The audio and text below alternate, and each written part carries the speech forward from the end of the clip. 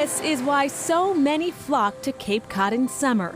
The vibrant and varied landscapes, rugged Atlantic shore, shimmering bayside, and quaint tucked-away harbors. In spring, beaches appear far from bustling, but if you have the proper tools... We can get as many as 12 species and maybe 100 to 200 birds. Mass Audubon Society's Pilgrim Heights Hawk Watch reports a flurry of activity. Cooper's hawks, red tails, the broadwings, of course. It's high time for raptor migration. Right here, I'll tell you that. Don Manchester is a watch volunteer. He's been scanning the sky for visitors for 20 years. Every day that it's not raining for the month of April, May, and June. Sanctioned by the National Seashore, the watch helps track raptor populations, key to conservation. There's birds in this net. James Junda is counting birds too, but he's also catching them. He heads up the bird banding effort at Mass Audubon Sanctuary in Wellfleet. I have 2 birds in here. Songbirds also stop by the Cape as they journey from south to north this time of year. 22 nets designed to blend into the brush are checked every 40 minutes. We take the birds out of the nets, put them in these bags, and bring them back here to apply their band and process them and collect their data. Junda's title is Master Bird Bander. He's careful but confident fitting the tiny IDs. Any bird that's banded in North America gets a unique number.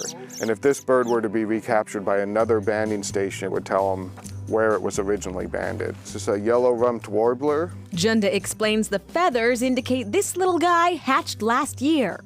A toddler. Yeah. Well, How long do they live? The bird world, you grow up fast, so it's actually a breeder now. It's babies having babies. Most birds die in their first year, but if they make it through that first year, it probably averages 4 or 5 years, with some living up to 12 or 13. The banding program allows for the study of migration patterns and also gives insight into how the sanctuary is being utilized. Female by plumage. The ultimate goal is the preservation of as many species as possible. We're losing a lot of diversity on the planet, and just having diversity itself is incredibly valuable. A lot of birds have really important impacts on their ecosystem. We don't know what the really important species are until they disappear, so we're trying to kind of manage for everything. Audubon Science Coordinator Mark Faraday says something that's been managed well for decades is the effort to protect a controversial Cape Cod bird, the piping plover. The piping plover is one of the great success stories of the Endangered Species Act. The chicks are adorable, scientifically speaking. They're little cotton balls on toothpicks is how they're often described. As populations started falling in the 70s and 80s, simple string fencing started going up. Beachgoers may groan about restricted access, but it really works. So just taking that step has really brought them back from the brink of extinction back then to doing very well, particularly in Massachusetts now. Faraday warns despite that success, there's a growing threat to plovers thriving on food sources people have brought to Cape Cod. There are a lot of predators now that weren't here, in some cases even 30, 40 years ago. Things like coyotes didn't get to Cape Cod until the 70s.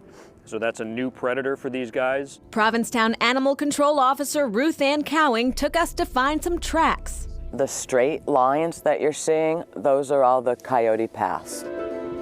As wily as ever, finding the actual animals is a lot harder. We'll get calls that people want us to come and remove the animal, but usually by the time I get there, the coyote's not there anymore.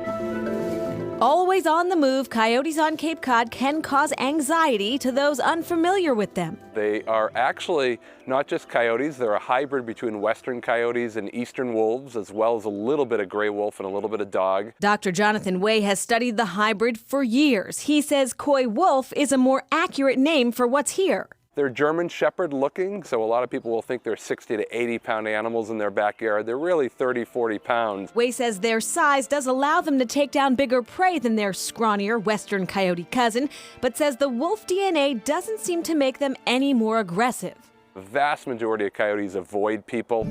I find they are curious, like they might run, 25 feet and then they stop and they turn around and they give you that last, look over the shoulder. But I just tell people, stand big, stand tall, clap your hands, be loud. Another more fierce-sounding predator that at one time was said to prowl Cape Cod, the puma. Here in Truro, the local kids' playground is actually named for the so-called Pamet puma, a creature of legend. It all started in September of 1981. There were a rash of killings. Robin Smith Johnson spent 19 years as the newsroom librarian for the Cape Cod Times. The headlines from that time detail dread. A wild creature roams the night, maiming and killing. It wasn't just cats, but it was cats without heads. You know, it wasn't just pigs, it was pigs that were mauled. And the New York Times labeled the puma as the Loch Ness of Cape Cod. But the tranquility of this winter has been disturbed by a mystery. Donna Downs, reporting for Chronicle, a brand new show back then, found that poor pig and spoke to witnesses. It just slinked along, and it turned and looked at us. And I said it had the long rope tail, it went down like a J. A mountain lion hadn't been seen on the Cape since the 1800s. There were doubters. As far as I know, it's dogs. So it's a big cat. Bobcat or something like that. But also plenty of believers. There were strange noises in the woods, cat-like sightings, and I think people just didn't really buy the dog theories. Which is why the puma legend lives. The coyote-wolf hybrid formed in Ontario at the start of the 1900s. Wolves were few in number and from hunting and from habitat loss as well, so they started breeding with coyotes. In the early 1980s, Kai wolves started coming onto the Cape. There wasn't a significant population there until the 1990s. Up next, nature aims to take its course, but humans intervene.